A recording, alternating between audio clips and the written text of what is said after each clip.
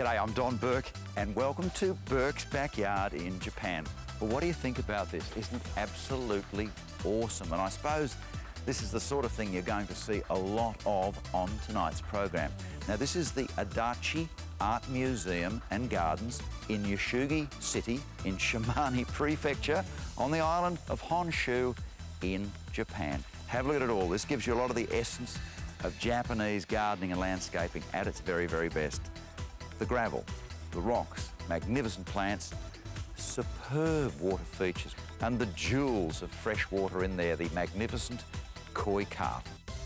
Now, needless to say, we will be road testing the koi carp on tonight's program, but what I do promise you is some visual treats that you will simply never forget. From the incredible ancient temple gardens, which are the Zen Buddhist monks' retreats, through to some of the modern Japanese landscaping.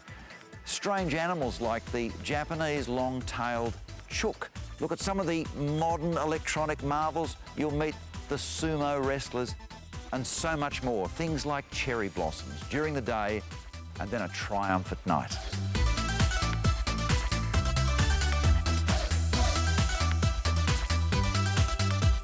And of course, it wouldn't be a program on Japan if we didn't do bonsai. You will simply see the best bonsai you will ever see in your life. They are absolutely incredible. And also in our 90-minute special on Japan, our celebrity gardeners are the Tokyo Shock Boys.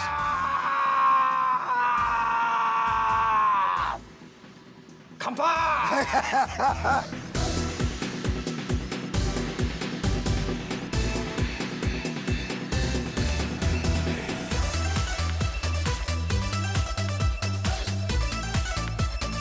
This is in a part of Japan that most people would simply never go to, and very few people have heard about these gardens. All I can say is, and I won't need to tell you this, I'm sure, if you ever come to Japan, you must come here. You will love these gardens. They're beautifully theatrical. In fact, I don't think I've ever seen gardening as theatre done as well as this anywhere else in the world. It really is quite extraordinary.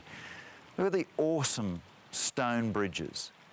And there's also a feeling with the koi carp, which I don't know whether you can tell on television, they'd be towards a metre long, absolutely enormous fish. The way they float around the water, it is so serene, and I suppose serenity is the key thing about Japanese gardening. But lots of other things. There's groups of azaleas there, and they're trimmed essentially to be rounded boulders. And I've always had the feeling that whilst, yes, they have them as flowering plants, they're bordering on vulgar. Flowers are acceptable as blossoms, like the cherry blossoms, but in the garden itself, they want more greens and textures and shapes and dimensions. Notice the beautiful framing, some of the stone lanterns. Every rock is placed in a particular way. They're not just haphazardly put there. There's long traditions of how they do things and names for different sorts of rocks. There's so much behind all this.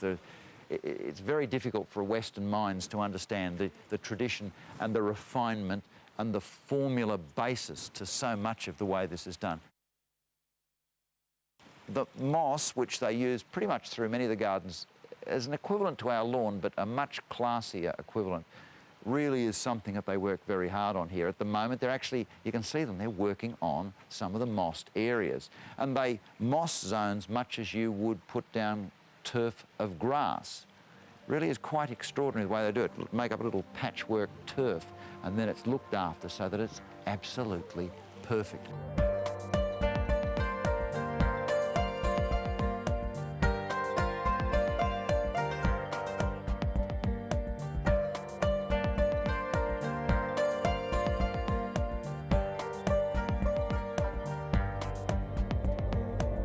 One of the absolute key things in Japanese gardens, and I suppose it really should be a key thing in every garden on earth, is views and particularly framing. You might notice this large window here, and the view from this window is absolutely astonishing. By the way, if you're wondering what those mauvey purple things are, it's sort of like an azalea relative. It's Rhododendron reticulatum. It's a glorious little thing. It's sort of a wildflower through this zone.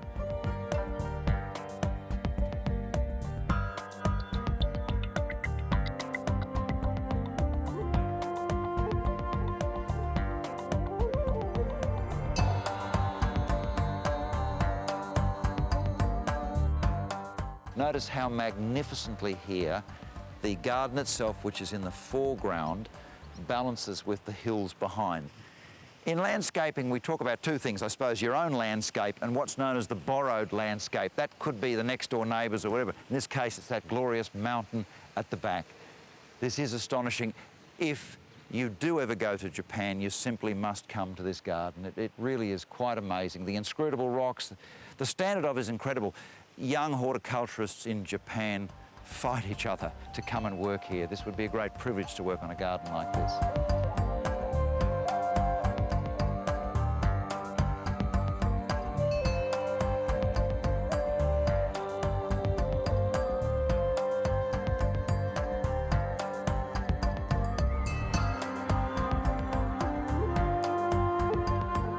Probably by now, many of you are wondering, how does Japan actually compare to Australia? And this is the perfect place to actually do it. This is the Mori Tower, which has just this moment been finished. It's in an area called Roppongi Hills, which is in Tokyo. And the view out here is absolutely astonishing. We're on the 54th floor, very, very tall building. And when you look out there, the things you see are modern bridges, incredible skyscrapers, all the modern city. Then when you look a little bit more closely, there's old cemeteries and so on. And the thing about Japan is that, in a way, it's the best of the old and the best of the new. Now, here in Tokyo, there's around 12 million people. Now, remember, there's only 19.5 million in all of Australia. Japan itself has about 127 million people, but it's a fairly small country. 4 main islands, over 6,800 islands in all, and its whole landmass is only just a little bit bigger than Victoria, or another way of putting it is Australia is more than 20 times bigger than Japan.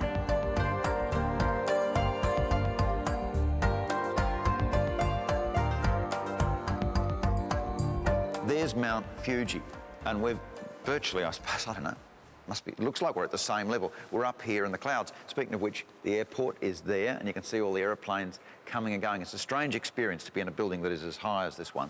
Very high ceilings to each floor, and you actually get the view right out over the top of everything. And speaking of which, that's Japan Airlines planes landing. They flew us over. Without them, we wouldn't be here to do this program, and we did get fantastic service from them.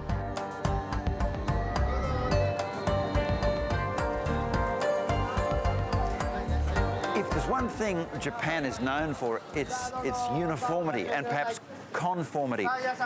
If you look at all the school children here, they're all wearing exactly the same sorts of uniforms, and of course they're a very uniform group of people anyway.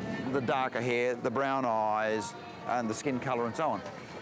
And within their system, both at school but also right through society, they don't like people that don't fit in, people that stand out. Certainly in the past were knocked into line. But when you look at this particular street, you realise there's major change going on. Firstly, there are people down here that are dressing up like all the various Western people, dyed their hairs blonde, some of them are Gothic. All the rest of that, they want to be different. And notice the fact that the biggest single group in this street are school kids. Apparently they come to Tokyo on excursions, and then when they've got a little bit of time off, they come here and they're watching the older people, or the older kids particularly, dressing differently. So clearly the young people of Japan are saying, we don't really want to conform anymore. We want to be like kids everywhere on earth. We want to be different. So clearly the older system within Japan is beginning to break down, and individuality is rearing its beautiful head.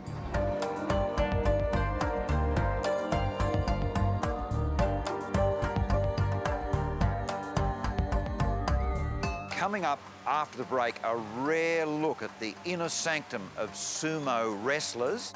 We're also going to look at the fantastic Japanese cherry blossoms. Are gorgeous. And if you ever wondered what sort of houses and gardens the Japanese have, we'll look at a real beauty, all after the break.